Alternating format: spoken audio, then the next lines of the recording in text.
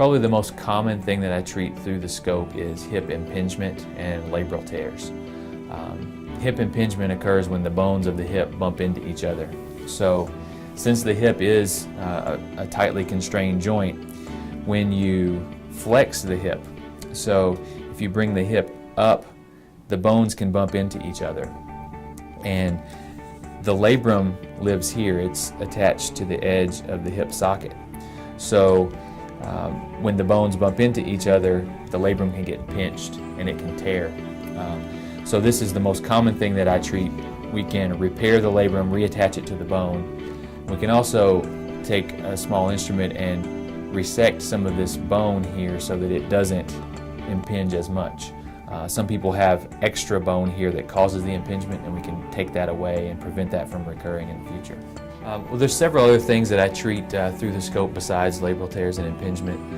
One is psoas tendonitis. Sometimes people have severe hip flexor tendonitis, either from an injury, tightness of the psoas tendon, or sometimes that happens after total hip replacement and the psoas tendon rubs on the hip replacement components.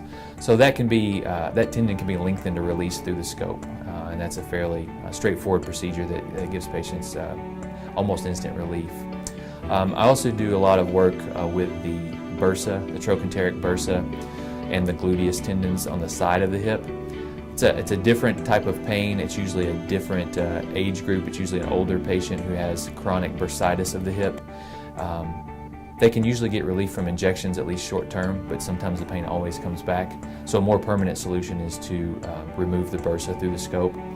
And patients who have tears in the gluteus tendons, or we call that the rotator cuff of the hip, tears like that can cause chronic pain, and I've seen patients who've had pain with that for 20 or more years.